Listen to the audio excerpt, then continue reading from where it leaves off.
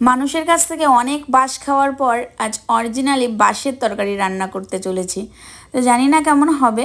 আমার অনেক দিনের শখ ছিল যে বাঁশের তরকারি রান্না করে খাবো। অনেক ভিডিওতে অনেক জায়গায় দেখেছি যে বাঁশকরোল রান্না করে খাই। তো আজকে একটা বাঁশকরোল নিয়ে এসে রান্না করে দেখব কেমন লাগে খেতে। তো সবটাই আপনাদের সাথে শেয়ার করব, চলুন পুরো ভিডিওটা দেখতে থাকুন। তো এই যে আমি একটা বাঁশের কোরোল নিয়ে নিয়েছি। তো বাঁশের কোরোলটা আমি নিয়েছিলাম দুদিন আগে, ঘরে রেখে একটু শুকিয়ে গেছে, তবে দেখলাম যে বেশ ভালোই নরম আছে, তার জন্য ভাবলাম যে আজকে রান্না করা যাক। তো বাঁশের কোরোলটা কিন্তু অনেকটাই ছোট আর একদম জালি নিয়েছি। আর আমি আজকে বাঁশের কোরোলটা রান্না করব চিকেন দিয়ে। তো চিকেন রান্না করতে যা যা লাগবে এখানে আমি নিয়েছি। আর আমি বাড়িতে অনেক দিন ধরে দুধের সর তুলে রেখেছিলাম বাড়ির তৈরি ঘি বানাবো বলে।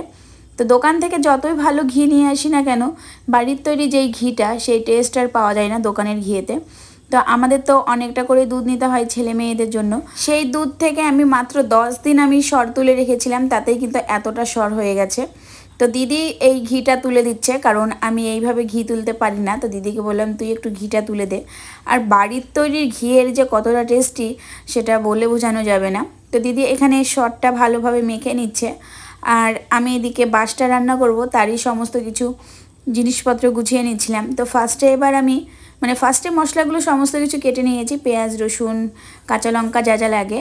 এবার আমি বাঁশের গায়ে থেকে যেই ছাল আছে সেগুলো ফেলে দিচ্ছি। ভীষণ ভয় লাগছিল, কারণ বাঁশের গায়ে ছালের ওপরে অনেকগুলো হুল ছিল, তো তাতে যদি খোঁচা টোচা লাগে, তো সেরকম কিছু হয়নি।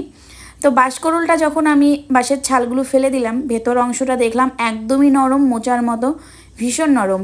আমি যখন বাঁশকরোলটা কাটছিলাম তখন মনেই হচ্ছিল না যে এটা বাঁশকরোল, এতটাই নরম ছিল, একদম সেম টু সেম মোচার মতোই। মোচার ভেতরে যেই সাদা অংশটা থাকে, মানে মোচার একদম ভেতরে যেই কচি অংশটা থাকে, সেম একই রকম কিন্তু এই বাঁশকরোলটা। আমি এখন বাঁশকরোলটা কেটে নিচ্ছি। আর আমার বসাটা দেখে প্লিজ সবাই একটু ইগনোর করো, কারণ আমি আসন ঘুরে বসে সবজি বানাতে পারি না, কারণ বটিটা অনেকটাই বড়। এই বটিটা নিয়েছিলাম মাছ কাটার জন্য, অনেক বড় বড় মাছ নিয়ে আসতো আগে, তার জন্য এই বটিটা বানিয়েছিলাম, অনেকটাই বড়। তো বটিটাতে আসন ঘুরে বসে কাটতে গেলে আর হয় না। বাঁশকরোলগুলো কাটা হয়ে গেছে, মনে হচ্ছে যেন সেম একই রকম আমি মোচা কেটেছি। আর কতটা নরম দেখুন, ভীষণই নরম, মানে হাত দিয়ে ভাঙলে এগুলো ভাঙা হয়ে যাচ্ছে। তো আমার এদিকে বাঁশকরোল কাটা হয়ে গেছে, আর দিদি এই যে মাখনটা তুলে নিয়েছে। কতটা মাখন হয়েছে দেখুন। এই মাখনটা কিন্তু জাল দিলেই ঘি তৈরি হয়ে যাবে।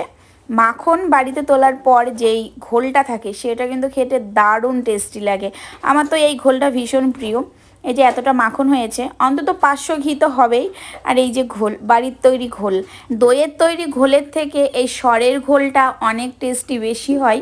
তবে আজকে ঘি তোলার সময় দিদি যখন ঘি তুলছিল, আমার তো ভীষণ ঠাকুমার কথা মনে পড়ে যাচ্ছিল, কারণ ছোটোবেলায় ঠাকুমায় এইভাবে ঘোল তৈরি করতো, ঘি তৈরি করতো, আর ঘোলটা আমি কখন খাবো সেটাই বসে থাকতাম। আজকে এই ঘি তোলার সময় ঠাকুমার কথা অনেক মনে পড়ছিল। আমি এদিকে চিকেনটা পরিষ্কার করে নিচ্ছি। ঘোলটা খাওয়া দাওয়ার পর আমি চিকেনটা পরিষ্কার করতে বসলাম। আর চিকেনটা পরিষ্কার করে নিয়েছি, সাথে এই যে এগুলো তো প্রথমেই আমি ছাড়িয়ে নিয়েছি, চিকেনটাও পরিষ্কার হয়ে গেছে। আমি কড়াই বসিয়ে দিয়েছি, আর একদিকে প্রেশার কুকারে জল দিয়ে দিয়েছি, জলটা গরম হওয়ার জন্য অপেক্ষা করছিলাম। আজকে আমি চিকেন দিয়ে বাঁশকরোল রান্না করব সমস্ত কিছু ভাজা মশলায়, তবে শুধু আদা আর জিরেটা একটু পেস্ট করে নিলাম। কড়াই গরম হয়ে গেছে, দিয়ে দিলাম সরিষার তেল। প্রেশার কুকারে জলটাও গরম হয়ে গেছে, জলের মধ্যে আমি দিয়ে দিলাম কিছুটা লবণ আর একটু হলুদ।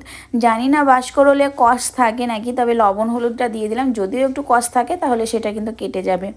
তো তেল গরম হয়ে গেছে, আমি ওর মধ্যে ফোড়নে দিয়ে দিলাম শুকনো লঙ্কা, তেজপাতা, জিরে আর গোটা গরম মশলা।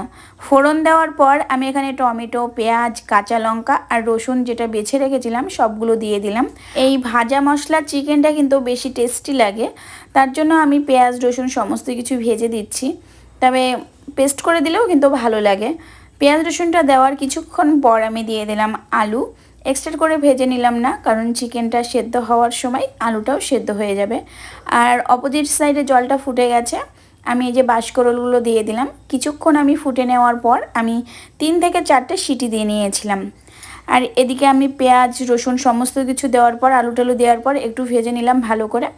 তারপরে আমি দিয়ে দিলাম পরিমাণ মতো লবণ, আর দিয়ে দিলাম হলুদ গুঁড়ো। হলুদ গুঁড়ো দেওয়ার সময় আমার কাছ থেকে একটু পড়েও গেল, মানে তাড়াতাড়ি করছিলাম। লবণ হলুদ দেওয়ার পর সমস্ত কিছু একসাথে ভালোভাবে নাড়াচাড়া করে আমি এখন ঢাকা দিয়ে কিছুক্ষণ রেখে দেব। ঢাকা দিয়ে রাখার কারণে পেঁয়াজ মানে সমস্ত কিছু মশলাগুলোই কিন্তু একটু তাড়াতাড়ি নরম হয়ে যাবে। আর এই যে ঘিটা, আমি যখন বাঁশকরোল কাটছিলাম তখন কিন্তু দিদি ঘিটা বানিয়ে নিয়েছে, বেশি সময় লাগে না। তো অনেকটাই ঘি হয়েছে, প্রায় 500-র কাছে ঘি হয়েছে। আর আমার এই ঘিয়ের থেকে যেই তলায় চাছি যেই পোড়াটা থাকে সেটা খেতে না দারুণ লাগে। আমি তো ওটা এমনিই খাই, এতটাই ভালো লাগে। তো এদিকে পেঁয়াজ রসুন থেকে অনেকটাই জল বেরিয়েছে, কারণ ঢাকা দিয়ে রেখেছিলাম আর নরমও হয়ে গেছে। এবার আমি এর মধ্যে দিয়ে দিলাম চিকেনগুলো তো প্রথমেই ধুয়ে নিয়েছিলাম। চিকেনগুলো দেওয়ার পর ভালোভাবে মশলার সাথে একটু মিক্স করে নেব, মানে নেড়ে চেড়ে সমস্ত কিছু ভালোভাবে নেড়ে নেব। আর এখন আমি মশলা মানে বাটা মশলাটা দিচ্ছি না, কারণ চিকেনগুলো পেঁয়াজ রসুনের সাথে হালকা একটু ভেজে নেব, তাহলে বেশ ভালো লাগে। চিকেনগুলো দিয়ে বেশিক্ষণ ভাজবো না, 2-1 মিনিট ভাজবো। তো আমি এখানে মশলার পেস্ট করে রেখেছিলাম আদা জিরে, এবার তার মধ্যে দিয়ে দিলাম একটু ধনের গুঁড়ো আর একটু দিয়ে দিলাম কাশ্মীরি লঙ্কার গুঁড়ো। আর আমি তো কাঁচা লঙ্কা ব্যবহার করেছি রান্নাটাতে, তার জন্য একটু কাশ্মীরি লঙ্কার গুঁড়োটা দিলাম যাতে কালারটা একটু ভালো হয়, কারণ কাঁচা লঙ্কা দিলে একবারে যেন কালারটা ফ্যাকে করে, তার জন্য কাশ্মীরি লঙ্কার গুঁড়োটা দিলে একটু লাল লাল হয়। তো এই যে বাঁশের কোরলটা সেদ্ধ করে নিয়েছিলাম, জলটা ছেঁকে দিয়ে আমি দিয়ে দিলাম চিকেনের মধ্যে। বাঁশকরোলটা দেওয়ার পর আমি কিছুক্ষণ নেড়ে নিলাম চিকেনের সাথে, তারপরে আমি মশলাটা দেব। তো বেশিক্ষণ আমি নেড়েছিলাম না, মাত্র 2 থেকে 3 মিনিট মতো আমি নেড়ে নিয়েছিলাম, মানে একটু ভাজা ভাজা করে নিয়েছিলাম। তারপরে এই যে মশলাটা আমি সমস্ত কিছু দিয়ে দিলাম। সমস্ত মশলা দেওয়ার পর এবার ভালোভাবে নেড়ে চেড়ে কষিয়ে নিতে হবে। সেম একই রকমভাবে যেভাবে চিকেন রান্না করে সেইভাবেই কিন্তু আমি রান্নাটা করেছি, শুধু বাঁশকরোলটা আমি অ্যাড করে দিয়েছি। প্রথমে যখন আমি নিয়ে আসি তখন তো ভীষণই ভয় লাগছিলো যে খেলে কিছু হবে না, তো যদি কিছু হয়ে যায়। তারপরে তো অনেক ভিডিওতে দেখি মানে পাহাড়ি যারা থাকে তারা তো বেশিরভাগই দেখি বাঁশকরোল খায়। তো আমারও অনেক দিনের ইচ্ছা ছিল বাঁশকরোল খাওয়ার, টেস্টটা কেমন জানার। তো আজকে রান্না করেই ফেললাম। তারপরে নামানোর আগ দিয়ে মানে আমার চিকেনটা কষানো হয়ে গেছে, একদম রেডি হয়ে গেছে। এতটাই নরম যে মানে ভেঙে যাচ্ছিলো, বাঁশকরোলটা তো পুরো গলে গেছে, চিকেনটাও কিন্তু ভেঙে ভেঙে যাচ্ছিলো। আর নামানোর আগ দিয়ে বাড়িতে যেই ঘিটা তৈরি করলাম সেই ঘিটা একটু দিয়ে দিলাম, আর দিয়ে দিলাম একটু গরম মশলার গুঁড়ো। চিকেন মাটন সব কিছুতে যদি একটু ঘি দেওয়া যায় না, তাহলে তার টেস্টটা কিন্তু অনেকটাই সুন্দর হয়। তো আমার চিকেনটা কিন্তু একদম রেডি হয়ে গেছে, আমি নামিয়ে নেব। আর নামানোর পর আমার তো প্রচণ্ড খিদে পেয়েছিল, আর তাছাড়াও বাঁশকরোল রান্না করেছি, এত দিনের ইচ্ছা যে কেমন টেস্ট হবে কেমন লাগবে খেতে, তার জন্য তাড়াতাড়ি আজকে খেতে বসে পড়েছি। এই যে বাঁশকরোলগুলো দেখুন একদম গলে গেছিলো, যেগুলো বড় বড় পিস ছিল সেইগুলো একাড্ডু আছে, তাছাড়া বাকি সব গলে গেছিলো, এতটাই নরম হয়ে গেছে বাঁশকরোলগুলো। আর আজকে চিকেনের সাথে অনেক রকমের রান্না হয়েছে, যেমন ডাল, ভোলা মাছ, আলু সেদ্ধ, আলু ভাজা, আর আমার প্রিয় পুঁই ডাঁটার তরকারি। অনেকেই বলে ভোলা মাছ নাকি অনেক সুন্দর হয় খেতে, কিন্তু আমার কাছে একটুও ভালো লাগলো না, একদম বাজে ভোলা মাছ, কেমন একটা লাগলো, খুব একটা ভালো লাগলো না। এমনিতে আমার মাছ খুব একটা ভালো লাগে না। তারপর এই যে বাঁশকরোল খেলাম, তো নর্মালি যেরকম চিকেন সেরকমই লাগছিলো, বাঁশকরোলের কোনো টেস্ট ছিল না আলাদাভাবে, মানে যেমন পেঁপে হয় কাঁচা পেঁপে সেম ওরকমই লাগছিলো খেতে, তবে ভালোই, খারাপ না, খাওয়া যেতেই পারে। আর বাঁশকরোলের কিন্তু অনেক উপকারী গুণ আছে, যেটা গুগলে সার্চ করলেই পেয়ে যাবেন। তারপরে লাস্টে সমস্ত কিছু আমি বাদ দিয়ে দিয়েছি, যেমন মাছ, তারপরে চিকেন, ডাল, সমস্ত কিছু বাদ দিয়ে আমি পুঁই ডাঁটার তরকারি আর এই যে ঘি, মানে ঘি তো না, ঘিয়ের যে চাচি ভাজা, সেটা খেতে আমার ভীষণ ভালো লাগে, আমি তো শুধু মুখে এটা খাই, তো লবণ দিয়ে ভাত দিয়ে সেটা দিয়েই খেয়েছিলাম। চলুন তবে ভিডিওটা আজ এখানেই শেষ করলাম। আর আজকে রেসিপিটা কেমন লাগলো অবশ্যই কিন্তু কমেন্ট করে জানাবেন, আর বাঁশকরোল একবার হলেও ট্রাই করে দেখবেন, ভালোই লাগবে। তো চলুন সবাইকে টাটা।